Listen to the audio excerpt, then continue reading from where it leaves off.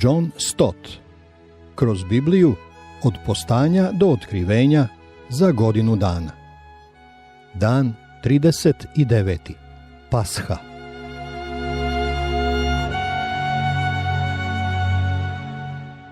Kada Gospod bude prolazio da pobije Egipćane, vidjet će krv na nadvratniku i oba dovratnika, pa će proći iznad tih vrata i neće dati zatiraču da uđe u vaše kuće i pobije vas.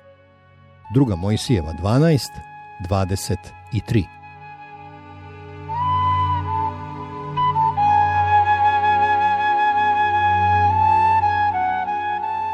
Bog je dao jasna uputstva o 10. i posljednjem zlu. Oko ponoći on će proći kroz Egipat da izvrši presudu i svi prvenci i svih društvenih slojeva će umreti. Međutim, Jevreji će biti pošteđeni ako budu ubili jagnje bez mane, staro godinu dana, po jedno za svako domaćinstvo, i njegovom krvlju poprskali dovratke i nadvratke svojih ulaznih vrata. Neće smeti da izlaze iz svojih kuća, jer će Bog te noći prolaziti kroz Egipat i poštedeće kuće na kojima bude bila krv.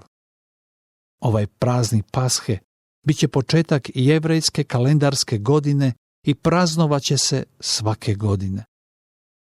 Za hrišćane Isus Hristos je jagnje Božije, o kome kažemo, prema 1. Korinćanima 5, stihovi 7 i 8, jer već je žrtvovano naše pashalno jagnje, Hristos, zato praznujemo.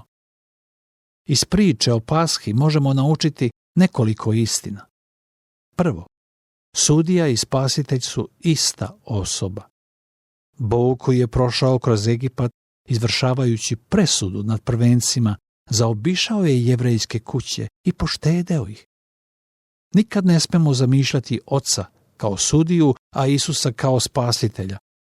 Jedan isti Bog nas kroz Isusa Hrista spasava od sopstvenog suda. Drugo, spasenje je došlo i dolazi zato što je neko drugi umro umjesto osuđenog.